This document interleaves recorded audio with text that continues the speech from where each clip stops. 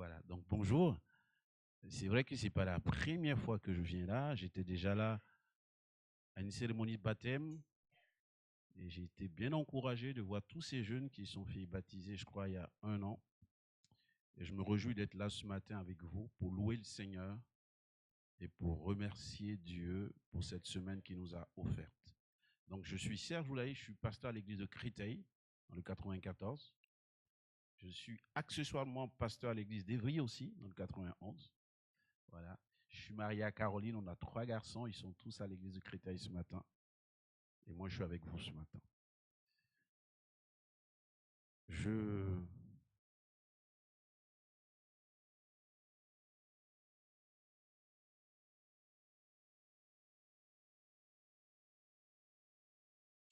Levons-nous et bâtissons. Comment introduire ce thème? C'est un thème qui se veut encourageant, en tout cas pour votre communauté, c'est ce que j'ai compris, en tant qu'église rassemblée, mais aussi peut-être individuellement pour chacun de vous. Et ce matin, ce que je veux faire, c'est de faire ce parcours dans l'Ancien Testament, avec ce livre de l'Ancien Testament, donc le livre de Néhémie. Rappeler un peu l'historique, parce qu'on n'arrive pas juste là, et des fois c'est bien de savoir d'où on vient et pourquoi ces livres-là nous sont donnés. Et c'est un peu le thème de notre année aussi au niveau de notre union d'église AEI. On veut revisiter l'Ancien Testament. Et souvent la question c'est pourquoi c'est ancien et nouveau. Est-ce que ancien ça veut dire c'est passé, donc on ne doit plus s'y référer? Mais en fait, l'un des professeurs de théologie a fait remarquer qu'en fait le mot qui a été traduit du grec testament, c'est le mot alliance en fait. Mais le mot alliance peut aussi se traduire testament. Donc, du coup, dans la traduction française, on a gardé plutôt Ancien Testament et Nouveau Testament. Sinon, en réalité, c'est Ancienne Alliance et Nouvelle Alliance. Et l'ancien, dans ce contexte-là, ne veut pas dire dépasser. Veut dire ce qui a été avant, le nouveau ne vienne pour donner son sens à l'ancien. C'est ça que ça veut dire. Donc, ces livres, en fait, ces 66 livres, avec ceux de l'Ancien et Nouveau Testament, forment une unité. Et c'est intéressant de voir cette unité depuis Genèse jusqu'à Apocalypse, comment les choses sont expliquées. Et des fois, on encourage chaque croyant à faire un parcours de lecture en lisant depuis l'Ancien Testament jusqu'au Nouveau Testament. Des fois, ce n'est pas un parcours pour comprendre tous les livres, mais pour avoir une idée, comme ça, générale, de ce qui traverse tous ces livres-là. Le livre de Néhémie appartient donc à cette section de l'Ancien Testament et qui vient après, enfin dans notre façon d'agencer les livres bibliques, qui vient après. Vous avez vos Bibles ouvertes ou pas? Non? Les plus anciens? Non? Esdra. Voilà, ça vient après Esdra. C'est ça? Oui? Ben, je veux un peu interagir avec vous, hein, sinon moi je sais d'où ça vient, mais je ne veux pas être dans un monologue aussi. Donc du coup, je sais qu'il y en a qui ont beaucoup de culture biblique. Donc ces livres-là, Esdra, Néhémie, Esther, sont des livres qui ont été écrits pendant la période qu'on appelle la période après l'exil, sinon pendant l'exil. Non? Oui. En tout cas, sur ces échanges-là, oui. Voilà, c'est ça. Vous savez, souvent, on nous fait le reproche, on dit, les églises évangéliques, les gens ils viennent, ils s'asseyent pendant 45 heures, 45 minutes, ils écoutent et ils disent rien. Donc, des fois aussi, on vient interagir pour montrer que ce n'est pas toujours vrai. Non, je dis ça pour que vous puissiez avoir une culture de l'Ancien Testament. Il faut aller, les livres, la Bible, en fait, aujourd'hui, les Bibles sont faites de sorte que vous avez beaucoup d'annexes, donc beaucoup d'outils, soit en amont, soit après, pour vous situer dans le contexte dans lequel vous vivez. Parce qu'on fait un procès juste.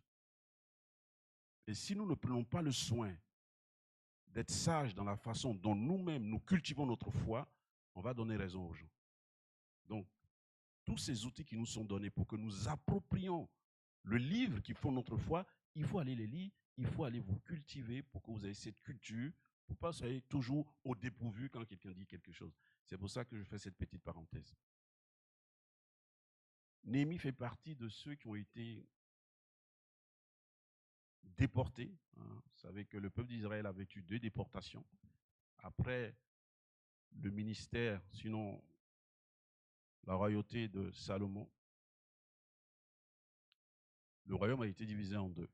Ce qu'on appelle le royaume du Nord et le royaume du Sud. Le royaume du Nord, il y avait 10 tribus et le royaume du Sud, il y avait 2 tribus. Donc le premier royaume, il est tombé avec toutes les guerres de l'époque. Hein. C'était une période de guerroiement entre les grands empires. Et puis le deuxième, il est tombé bien plus tard.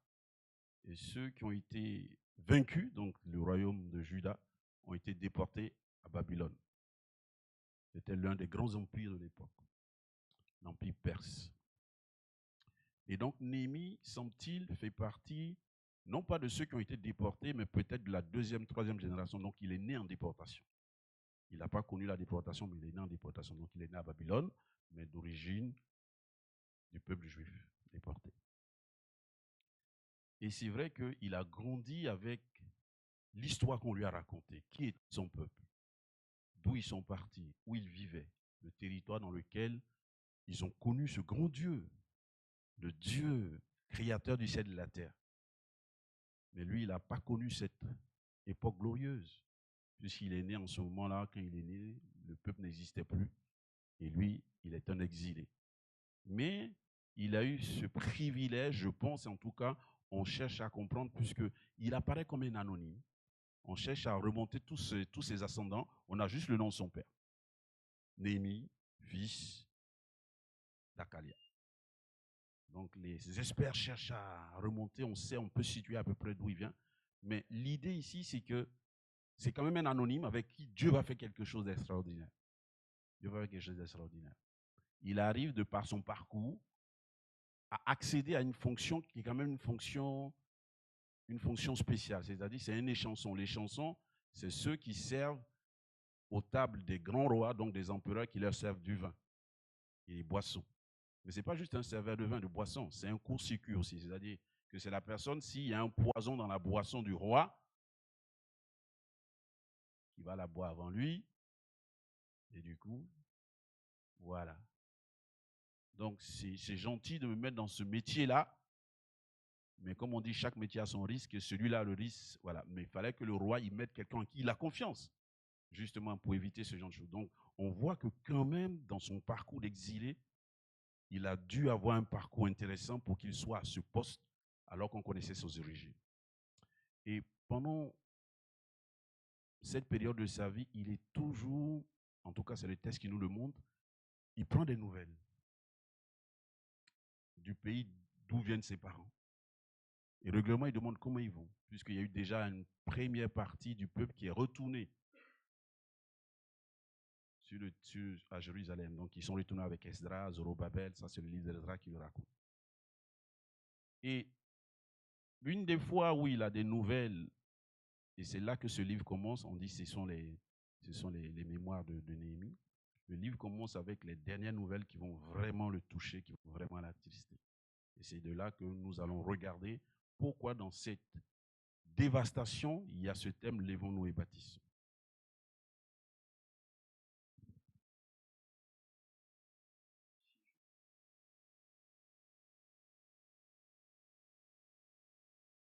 Je ne réussis pas. Alors,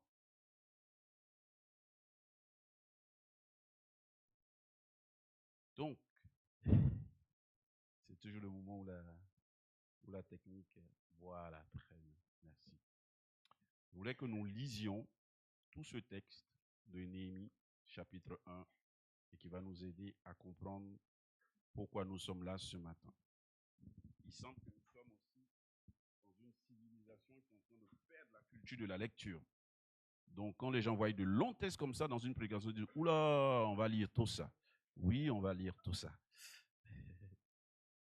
Est-ce que quelqu'un veut bien faire la lecture, puisque je pense que le texte il est lisible pour tout le monde. Si quelqu'un veut prendre le micro et lire avec nous. Non? Voilà. Le micro.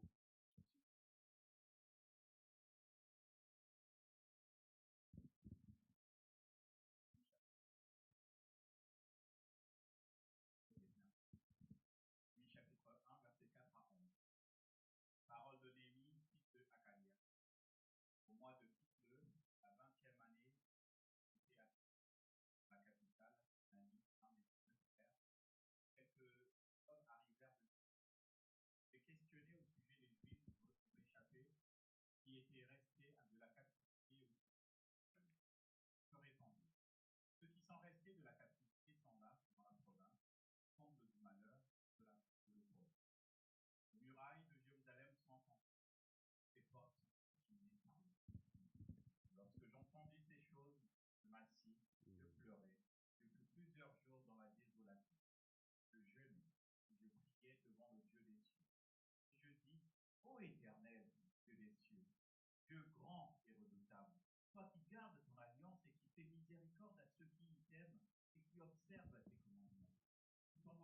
sois attentive, que tes yeux soient ouverts.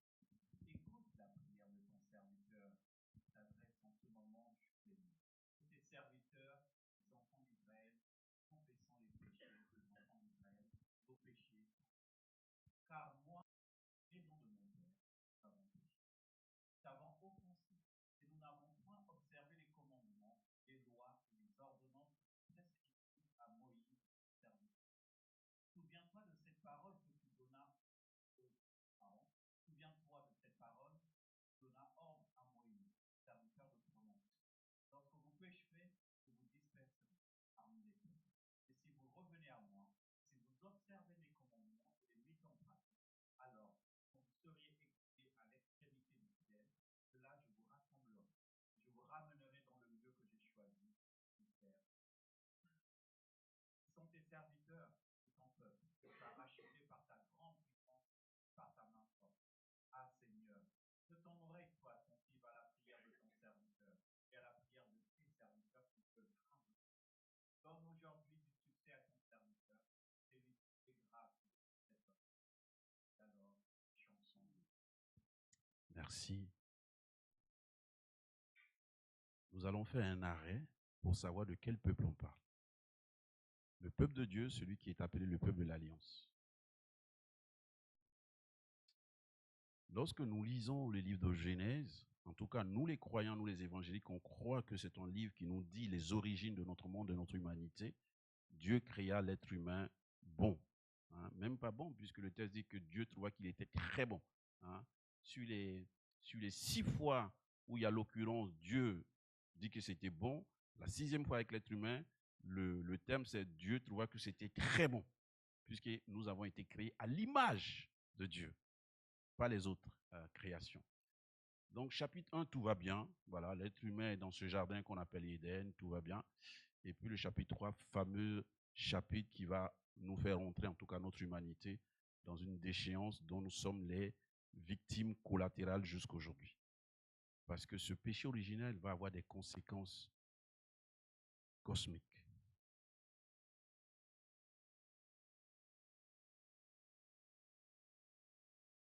Et ce chapitre 3, Dieu va donner les conséquences qui vont nous poursuivre jusqu'aujourd'hui. La Bible dit que parce que Adam et Ève ont péché, toute la lignée après Adam et Ève naît pécheur. Nous naissons pécheurs. Romains 3, 23. Car tous sont péchés et sont tous privés de la gloire de Dieu. Il n'y en a même pas un seul. C'est une tragédie. C'est une très mauvaise nouvelle pour l'humanité alors. Mais l'homme a été créé à l'image de Dieu. Donc Dieu est toujours dans cette initiative, puisque l'homme a été créé à son image, de quand même le sauver, puisque c'est son vis-à-vis. Et donc, ce chapitre va se terminer quand même avec déjà des prémices du salut de Dieu, en prenant soin d'Adam et d'Ève, en donnant aussi des principes et des indications pour que justement la restauration se fasse. Sauf qu'elle ne veut pas venir, puisque nous allons avoir à partir du chapitre 6 de Genèse, encore une exclamation de Dieu, l'homme ne respire que le mal. L'homme ne respire que le mal. Et puis c'est d'une actualité sans nom. Quand on apprend que souvent quelqu'un qui a aimé une femme hier est capable le lendemain de la poignarder à mort, tu te dis, mais on est vraiment tordu. Le mot péché, c'est ce que ça veut dire, on est tordu. On est tordu de sorte que le bien qu'on veut faire, mais en fait, c'est le mal qu'on ne veut pas qu'on fait. Et Romains 8 dit, malheur à moi, car le bien, je sais, mais combien de fois le bien que je veux faire se transforme en mal? Mais qui me délivrera de cette tension qui est peut-être morbide? Mais en même temps, dans notre monde, on dit tout va bien, vous inquiétez pas, tout va bien. Malgré ça, tout va bien. Non, mais tout ne va pas bien, c'est pas vrai. Donc, on a ce schéma, il faut le savoir. C'est de là que nous venons. Nous venons de cette histoire triste, ce qui fait que quand nous naissons tordus. Et des fois, on dit, il est tout petit comme ça, et puis il fait déjà ce... Oula! Bah parce que c'est cette conséquence du péché originel. Donc c'est une très mauvaise nouvelle. Parfois, quand on parle de la bonne nouvelle, on ne situe pas d'où vient la mauvaise nouvelle. La mauvaise nouvelle vient de là. Et puis, on va arriver jusqu'au chapitre 12, où Dieu va finalement faire alliance avec quelqu'un qui s'appelle Abraham. Il va sortir Abraham d'une culture aussi...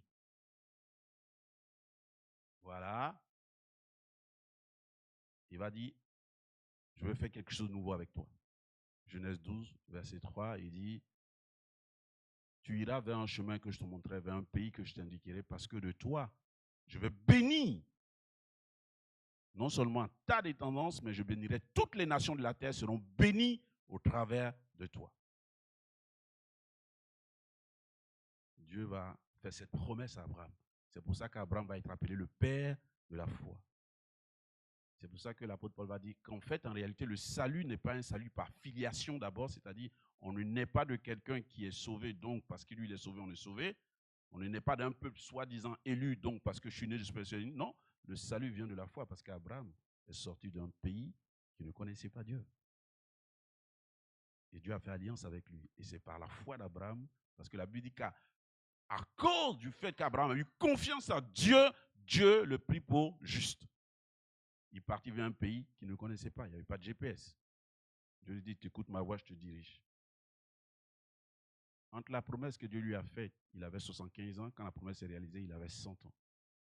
25 ans se sont écoulés entre l'annonce de la promesse et la réalisation de la promesse. Mais il est resté fidèle à Dieu. Avec quelques péripéties dans son histoire. Quelques péripéties quand même assez graves.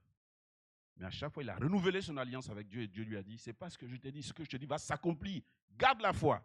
Avance avec moi. Et à chaque fois, Abraham a avancé avec Dieu. C'est de là qu'on vient. C'est notre histoire. Et c'est le texte qui le dit. Genèse 12. Avec cette promesse qu'il fait à Abraham. Avec les indications que j'ai mis en rouge.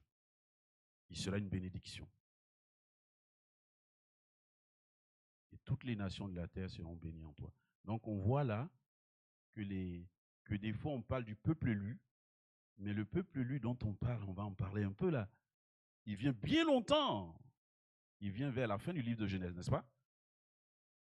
Mais là, déjà dans le chapitre 12, il dit toutes les nations. Le mot nation ici dans le texte veut dire toute nation, c'est-à-dire des gens qui ne sont pas de la même origine. Toutes les nations de la terre seront bénies au travers de toi. Donc on voit déjà là que la sélection dont on nous parle souvent, qui semble-t-il est très étroite, là elle n'était pas étroite, elle était déjà ouverte. Ok? C'est Abraham. Et on sait que ceux qui se réclament d'Abraham disent toujours notre père Abraham. Ou Abraham, en fait, c'est le père de la foi.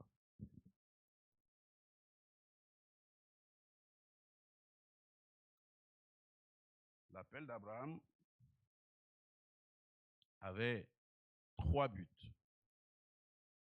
Son obéissance. C'était important qu'il ait cette obéissance-là. Et de cette obéissance, il allait avoir quelque chose qui allait s'en dégager. Et ce quelque chose-là serait une grande bénédiction. Est-ce qu'Abraham était conscient de toute l'influence qu'il avait à ce moment-là? Peut-être pas. Mais il a fait confiance à Dieu et il a avancé.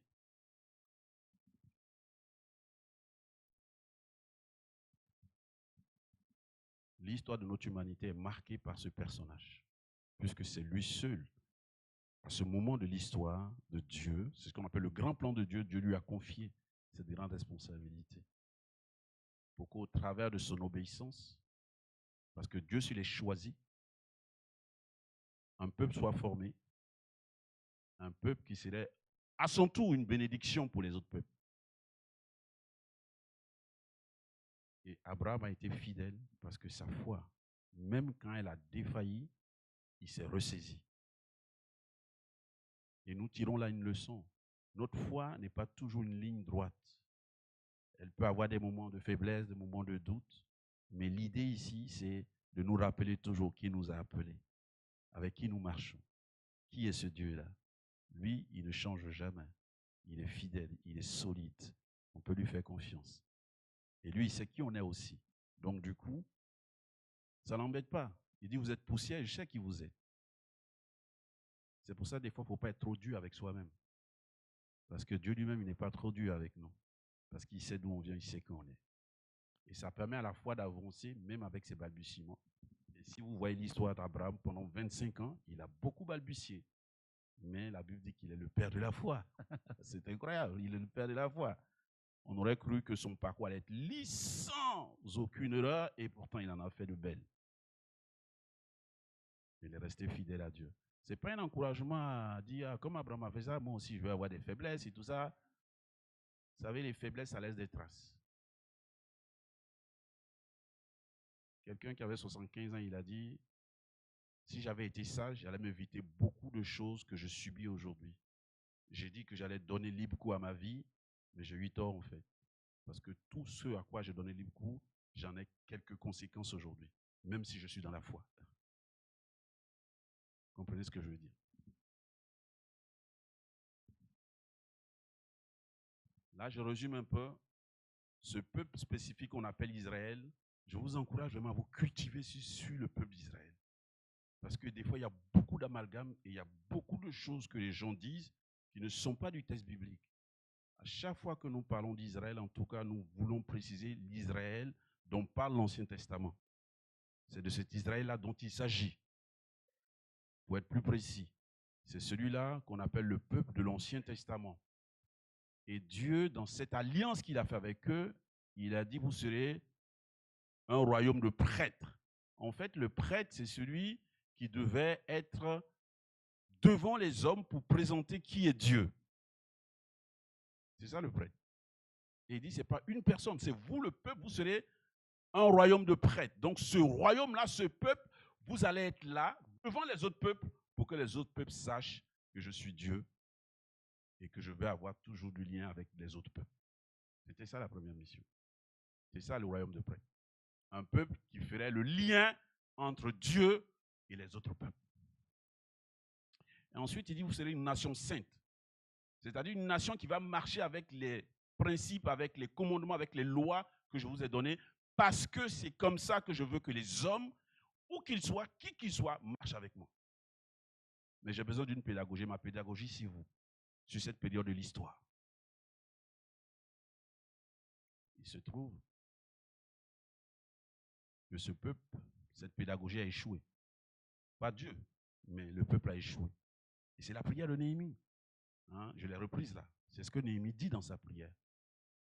Il dit, moi et ma maison, moi et mes ancêtres, nous avons péché. Nous n'avons pas été capables de garder cette fidélité à tes ordonnances, à tes commandements. Pourquoi c'est grave? C'est grave parce que c'est ce peuple que Dieu voulait pédagogiquement avoir devant les autres peuples pour que ce peuple montre aux autres peuples ce que Dieu souhaite que les hommes vivent entre eux. Or, si ce peuple échoue, comment il fait Dieu? Comment il fait? Comment il fait? C'est ça la question. Donc, ce n'est pas juste un Dieu fâché qui veut détruire les gens. Non, ce n'est pas ça. C'est un Dieu pédagogue. Sa pédagogie passe par ce peuple. Puisque les hommes voient ce que les autres hommes vivent. Et c'est comme ça qu'on apprend. Sauf que cette pédagogie, si vous la mettez à mal, comment je fais?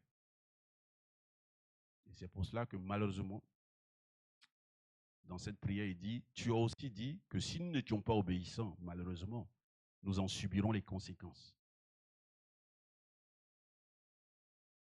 Et il est triste parce que ces conséquences ont abouti à l'exil, à la déportation. Et il y a les lamentations de Jérémie. Hein. Ça, c'est tous ceux qui étaient en exil à Babylone ont beaucoup pleuré. Jusque à quand, Seigneur? Jusque à quand? Jusque à quand? Nous avons encore ce rêve de retourner sur notre terre. Mais on sait qu'on a été fautif. Mais on sait aussi que tu es le Dieu bon, et c'est ce que Jérémie va dire, Néhémie va dire, tu es le Dieu bon, tu as dit que si nous revenions à toi, tu allais aussi être dans cette dimension du pardon et de la restauration.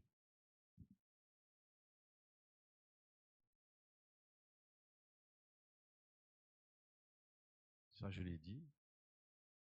Et on sait que lorsque Moïse parle au peuple d'Israël lorsqu'il fait cette alliance avec le peuple d'Israël. Il dit, c'est vrai que Dieu m'a suscité, mais Dieu suscitera après moi quelqu'un qui va vous faire rentrer dans toute la dimension de cette promesse avec lui.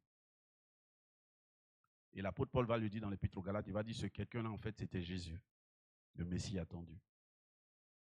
Donc, tout l'Ancien Testament se déroule pour que le Messie attendu vienne, pour qu'il accomplisse le vrai salut et le salut complet de Dieu. C'est pour ça qu'à chaque fois que le peuple, qui est la pédagogie de Dieu, donc le peuple de l'Ancien Testament, est en difficulté, Dieu doit intervenir parce que le Messie doit arriver. C'est ça, le plan de Dieu. Le Messie doit être un descendant d'Abraham, puisque la promesse a été faite à Abraham. Et si vous lisez bien le texte, il dit, car je te donnerai une descendance, et c'est par ta descendance, il ne dit pas tes descendants. Donc, l'histoire qui nous concerne ici, j'ai fait ce grand détour pour que vous compreniez pourquoi c'était important que Néhémie rentre en jeu et qu'il sauve d'une certaine façon ce peuple de la destruction totale. Puisque ce peuple devait, dans cette pédagogie de Dieu, continuer d'exister, ce qu'on appelle le reste, pour que le Messie puisse arriver et qu'il accomplisse Genèse 12, verset 3, pour que tous les peuples de la terre puissent avoir le salut en lui. Jean 3,16 dit, car Dieu a tant aimé le monde qu'il a donné son Fils unique afin que quiconque croit en lui ait la vie éternelle. Donc si le Messie ne venait pas, ce quiconque n'aurait pas de sens. Or, ce quiconque est déjà dans Genèse chapitre 12, verset 3. Toutes les nations de la terre. Et ça se réalise totalement en Jésus. Et c'est pour cela que Néhémie a compris que l'enjeu n'était pas juste un enjeu circonstanciel de l'an 445 avant Jésus-Christ, mais ça allait avoir une portée universelle par la suite. Et donc, il se met en mouvement, il prie Dieu. Et là, on a ce texte où il est dans son métier, comme d'habitude, mais le roi constate qu'il n'a pas la mine habituelle. Parce qu'en principe, les chansons, il ne doit pas être triste devant le roi. La tristesse n'est pas juste, c'est pas juste l'émotion des chansons. Le roi est un peu inquiet parce que si les chansons sont tristes, est-ce qu'il y a du poison dans sa boisson ou pas? C'est ça. Et il dit, je n'ai jamais paru triste devant. Mais ce jour-là, à cause de cette nouvelle, je ne pouvais pas avoir un visage rayonnant. Et le roi l'a remarqué. Le roi lui demande, mais tu es triste. Il dit, comment puis-je être joyeux alors que mon peuple est dans le dénuement total. Et là, il y a une lucarne qui s'ouvre. Le roi lui dit, mais qu'est-ce que je peux faire pour toi? Et là, il dit, je priais dans mon esprit et je dis au roi, ô roi. Et là, il fait des demandes pour avoir l'autorisation d'y aller, pour avoir le matériel dont il a besoin, pour avoir tous les visas pour qu'il traverse tous les autres royaumes. Et non seulement le roi lui donne tout ça, mais le roi lui donne une escorte. Et là, on voit que quelqu'un comme lui, qui était peut-être un anonyme, vous savez, un échanson, il n'a pas de pouvoir politique. Parfois, on dit, qui je suis, je ne peux rien changer. De là d'où je suis, même si je veux bien, ça ne peut rien changer. Et puis Néhémie, en fait, dans sa position, il aurait pu juste dire, tout va bien pour moi. De toutes les façons, je ne suis pas à Jérusalem, je suis autour du roi, socialement tout va bien, je peux avoir de temps en temps pitié de mon peuple, mais pour moi, tout est nickel. Donc du coup, vous savez, la pitié, c'est un sentiment qui fait que on est triste pour les autres, mais ça ne nous fait pas plus bouger que ça. Voilà, ça ne nous fait pas plus bouger ça. Ce qui fait bouger, c'est la miséricorde. C'est-à-dire, on est touché au point de dire, non, je ne peux pas ne pas faire quelque chose. Même si c'est une pièce, je sais que ce n'est pas grand-chose, mais une pièce vaut mieux que rien. Donc Néhémie a été pris par ça, et il allait plus loin, il a fait cette prière. Finalement, tout s'est ouvert, et il va avoir cette opportunité de faire quelque chose d'incroyable. Il va arriver à Jérusalem. Il va passer 3 nuits, 3 jours comme ça, silencieux. Parce qu'il va découvrir que l'état dont on lui avait parlé, non seulement, vous savez, quand vous faites un compte rendu de quelque chose et que vous voyez la chose dans l'état réel de la chose, ce n'est pas la même chose. Et là, il est resté 3 jours, un peu estomaqué du spectacle qu'il a vu, de la désolation qu'il a vu à Jérusalem.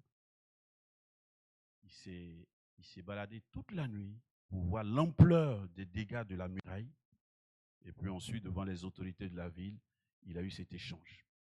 Au verset 17, je leur dis alors, vous voyez le malheur, le malheureux état où nous sommes. Jérusalem est détruite et ses portes sont consumées par le feu. Venez, rebâtissons la muraille de Jérusalem et nous ne serons plus dans l'opprobre. Et je leur racontais comment la bonne main de mon Dieu avait été sur moi et quelles paroles le roi m'avait adressées. Et toutes ces autorités lui dirent, levons-nous et bâtissons. Voici le thème de l'année. Levons-nous et bâtissons. Ils attendaient quelqu'un qui allait non seulement venir avec un peu d'espoir, mais aussi un peu de moyens. Parce que quelles que soient les bonnes volontés, ils n'avaient pas les moyens. Ni matériels, ni financiers, ni rien du tout. Et lui, il vient avec tout ça. Mais il vient aussi avec une passion, un désir, une volonté de faire avancer les choses. Il motive et tout le monde est derrière. Levons-nous et bâtissons. Et le texte dit, ils se fortifièrent dans cette bonne résolution. Et quand on lit le chapitre 3, on voit que tout de suite, après cet épisode, ils se sont mis au travail. Les uns aux côtés des autres. Après lui, plus loin, au-delà, puis travailler. On voit qu'il y a une succession de familles, de tribus qui se mettent au travail les uns aux côtés des autres. Du coup, toute la muraille, les familles, les uns se donnent la main et ça commence à travailler. Et du coup, le travail à la chaîne est un travail incroyable qui va prendre du temps. Je vous laisse découvrir ça dans la lecture que vous allez faire. Ça ne va pas être simple non plus. Ils vont avoir des obstacles, mais ils vont finir par construire cette muraille. Au bout du bout, du bout, du bout, du bout, du bout, du bout, du bout, du bout. On finit par construire cette muraille. Avec toujours le leadership de Néhémie, mais pas que. Alors, quelle est la portée de ça? Allons vers la fin maintenant. Quelle est la portée de cette reconstruction pour l'histoire du salut? De quoi se levons-nous et bâtissons a un impact sur le salut? C'est ce que je vous ai dit. Si ce peuple, en tout cas pédagogiquement, n'avait pas subsisté, le Messie ne serait pas venu. Donc cette muraille construite, ce peuple mis à l'abri, a permis plusieurs siècles plus tard que le Messie rentre dans le monde étant descendant d'Abraham. Des fois, nous, Église d'Arpajon, nous pensons que ce que nous faisons ici ne concerne qu'Arpajon. Ce n'est pas vrai. La portée de ce que nous faisons, parfois, ça nous dépasse. Vous savez, l'histoire de France, s'il n'y avait pas l'église du désert, s'il n'y avait pas les Cévennes, s'il n'y avait pas ces protestants qui ont résisté, nous ne serons pas là. Je vous invite à aller visiter le musée du désert dans les Cévennes. C'est une histoire, c'est notre histoire, c'est l'histoire du protestantisme en France. S'ils n'avaient pas résisté, toutes ces femmes mises en prison, mais dont la foi est restée ferme. Des belles histoires, mais des histoires difficiles. Tous ces protestants menés aux galères, au bagne, mais qui n'ont pas renoncé à leur foi. Tous ces petits villages où on continuait de traduire le texte biblique en français. Ils ne se doutaient pas que ça allait nous porter aujourd'hui. Donc ne dites jamais ce que vous faites ici, c'est que à part Jean. Non, il y a une portée qui vous dépasse, mais faites-le bien. Faites-le bien. Faites-le bien pour que dans 10, 15, 20, 50 ans, 60 ans, que l'évangile de Jésus-Christ continue d'être transmis. C'est de ça qu'il s'agit là. Le levons-nous et bâtissons, c'est la portée de ce que nous faisons là. Ça va plus loin que notre petite ville d'Arpajon. De toutes les façons, tout le monde ici n'est pas d'Arpajon. On est bien d'accord. Donc c'est déjà au-delà d'Arpajon ça. Comprenez ce que je veux dire? Donc quand vous venez ici, dites-vous, vous ne venez pas juste dans une petite communauté. Souvent le mot petit nous dessert. Ce n'est pas la taille d'une communauté qui fait sa force, c'est sa conviction et son entrain avec Dieu.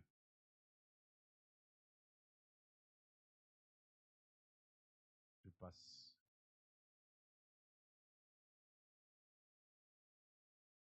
C'est ce que l'apôtre Paul dit par rapport à Abraham, en précisant que ce que Dieu dit d'Abraham se réalise en Jésus-Christ. Ok? D'ailleurs, les livres saints ont prévu ceci. Dieu devait rendre juste les non-juifs à cause de leur foi. C'est pourquoi les livres saints ont annoncé d'avance à Abraham cette bonne nouvelle. Dieu bénirait tous les peuples au travers de toi. Alors, ceux qui croient, Dieu les bénira avec Abraham le croyant. Ça veut dire que quand on dit qu'il y a un peuple élu,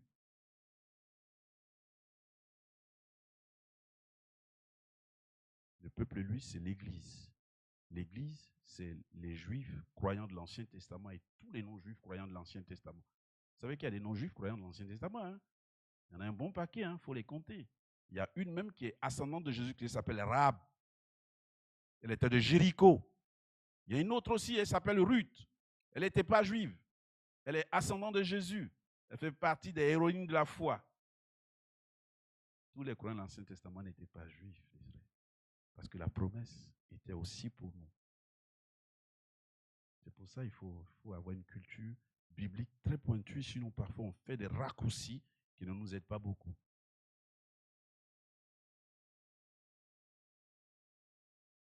Jamel m'a dit que je pouvais parler jusqu'à 13h, donc tout va bien.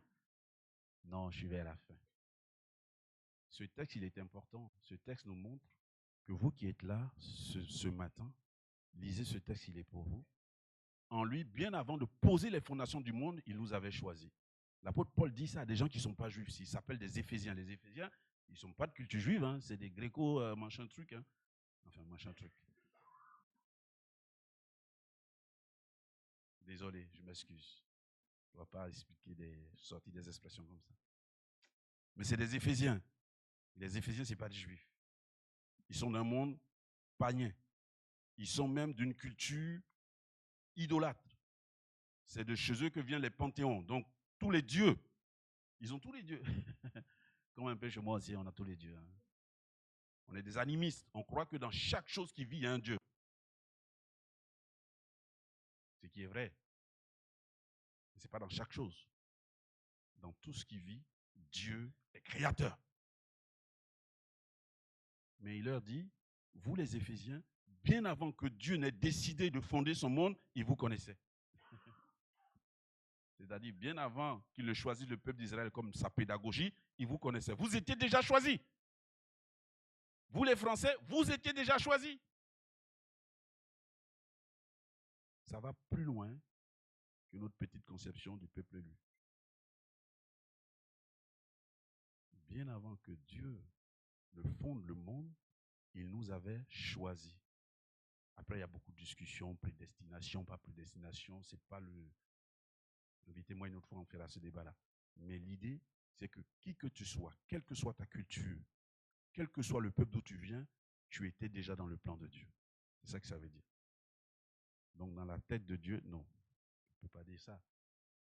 Que Dieu n'a pas de tête. Mais dans la pensée de Dieu, nous étions déjà dans son choix. Nous ne sommes pas des choix par défaut. Non, c'est faux. On n'est pas des choix par défaut. Parce que bien avant qu'il ne fonde ce monde, il nous avait déjà choisis. Nous sommes des choix de première qualité. C'est ça qu'il faut comprendre. C'est pour ça que si vous êtes là pour quelque chose qu'il avait prévu d'avance. Quand l'apôtre Paul dit ça à Éphèse, on peut enlever Éphèse et dire Arpajon. L'église parce que l'église d'Éphèse, c'était une église locale. Hein. Éphèse, c'est une ville. Hein. Donc, l'église d'Arpajon, bien avant que Dieu ne fonde le monde, il vous connaissait. Hein. Il savait que tu allais venir ici. Donc, si tu viens ici, là, sache que tu n'es pas venu. Ce n'est pas un hasard.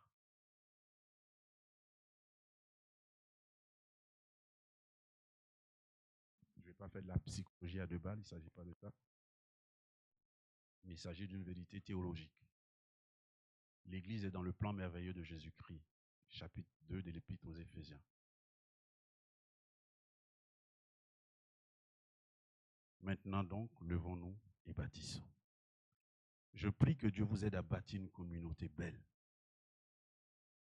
Je prie que Dieu vous aide à bâtir une communauté belle. L'Église a besoin de locaux. Donc ce local, on a assisté, on est des privilégiés, on a vu comment c'est parti, on a fait des cultes dans l'autre côté là-bas, et puis de voir ce local, c'est une bénédiction. Mais l'Église, ce n'est pas ce local, l'Église, c'est vous. Ce local est un outil. Du reste, il semble qu'il est déjà un peu dépassé. Il faut élargir les... Bref, cette communauté, je prie que Dieu vous aide à comprendre ce que j'ai écrit là. Dieu en Christ a fait une alliance spécifique avec toi. Le toi, c'est toi. Le toi, c'est toi. Le toi, c'est moi. Pour que tu fasses partie de la solution de Dieu pour résoudre le problème du peuple consistant à continuellement rejeter Dieu. Es-tu de ceux qui rejettent Dieu? Non. Si tu es là, c'est parce que tu as un intérêt pour Dieu. Donc Dieu fait alliance avec toi pour que tu dises aux gens, Dieu, il existe. Hein? Il est vivant. Il fait du bien aux hommes. Il n'est pas là pour faire du mal. Non. C'est pour ça que Dieu fait alliance avec toi. Et si tu fais partie de ceux qui sont acceptés par le Seigneur Jésus dans ton cœur, alors Dieu a fait alliance avec toi pour que tu fasses partie de la solution. Ça ne veut pas dire que tu vas tout résoudre. Hein? Ce n'est pas de ça que je parle ici. Être la solution de Dieu, c'est de dire simplement que nous sommes des chrétiens avec nos joies, nos peines, nos galères, mais aussi nos réussites. Mais Dieu est dans l'affaire, toujours. C'est de ça qu'il s'agit. Dieu est dans l'affaire. Ce n'est pas parce que Dieu est là que tout va bien. C'est faux. Mais quand tout va mal, je sais que je peux m'appuyer sur quelqu'un qui est solide. C'est ça qui est vrai. Et Abraham l'a vécu. 25 ans de galère, mais il est resté fidèle. C'est ça qui est vrai. Faire croire que quand tu es dans la foi, tout va bien, c'est faux. Mais quand tu es dans la foi, quand tout va mal, tu as un appui sûr et solide. Il s'appelle le roc. Celui sur lequel tu peux t'appuyer, lui faire confiance. Il est là à tes côtés. Il t'épaule, il t'accompagne, il te guide, il te soutient. Parce que lui, il a connu ça. Hein. C'est pour ça que Jésus, c'est vraiment quelqu'un de bien. Hein. Parce qu'il a connu la souffrance, il a connu la galère. Il n'a pas abandonné. La nuit où il allait être livré, à Gethsemane, il dit que je suis angoissé jusqu'à la mort. Ça dit, la peur de sa vie l'a envahi. Et puis il prend 3 de ses disciples, Pierre, Jacques et Jean, il dit, venez avec moi, j'ai besoin de prier ce soir parce que ça va être chaud demain matin. Toute la nuit, il passe la nuit à prier. Et puis il dit une phrase historique, si cette galère pouvait s'éloigner de moi, s'il y avait un autre moyen pour que je sauve les hommes sans que ma vie ne soit trucidée comme ça, je veux ça. Et puis après il dit non, pas ce que je veux, mais ce que tu as décidé déjà, que cela s'accomplisse. On dit que les anges viennent le fortifier, il dit à ces gars, allons-y, c'est fait, je suis prêt. Mais il a bu le calice le lendemain matin. C'est pour ça l'Épître aux Hébreux dit, comme il a souffert jusqu'à la mort de la croix, il sait ce que c'est que souffrir.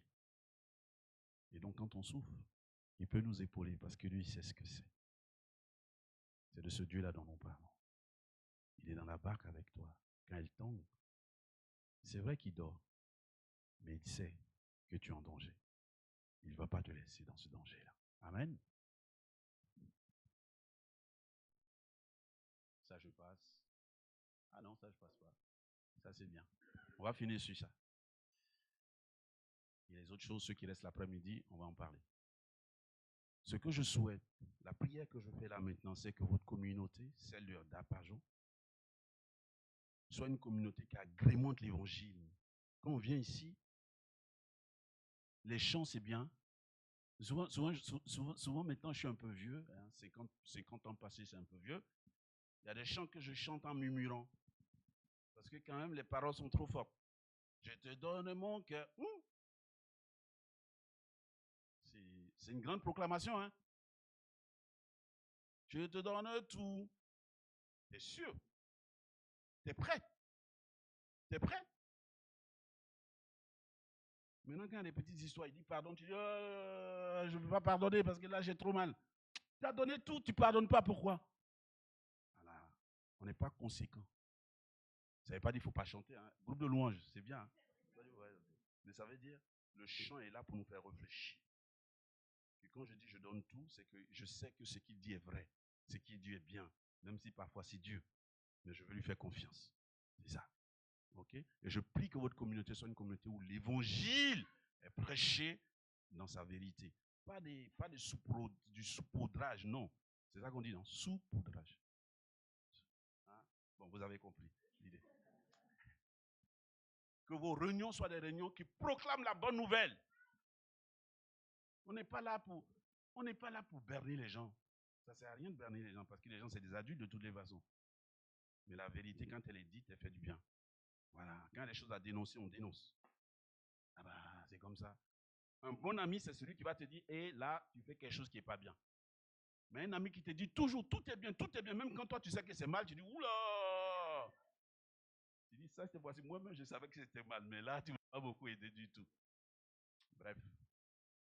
Que des changements se passent dans nos vies. Ces changements-là, ils sont profonds. Ce n'est pas juste de façade, c'est ton cœur. Quand Pierre a prêché à la Pentecôte, il a fait une prophétie qui était de Joël pour que vos cœurs de pierre soient changés en cœurs de chair. Parce qu'on est dur. Et Dieu veut qu'on soit des gens doux. Le monde, tu l'as dit tout à l'heure, on est dans un monde brut. Mais les chrétiens, si les chrétiens aussi sont des brutes, comment on va faire la pédagogie de Dieu là? C'est de ça qu'il s'agit, changer les cœurs. Les foyers chrétiens. Les foyers chrétiens. Wow. Vous vous souvenez tout à l'heure l'expression un royaume de prêtres? C'est ça que Dieu veut que les foyers chrétiens soient.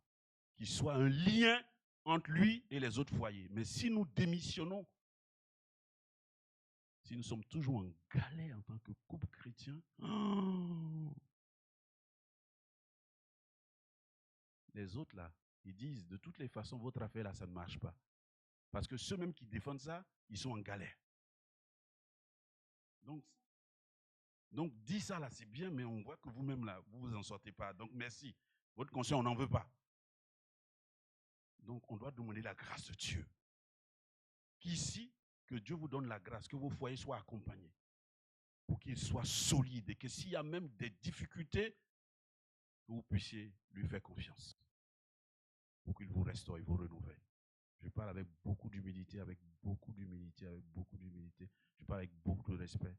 Parce qu'en tant que pasteur, je sais qu'il y a des situations compliquées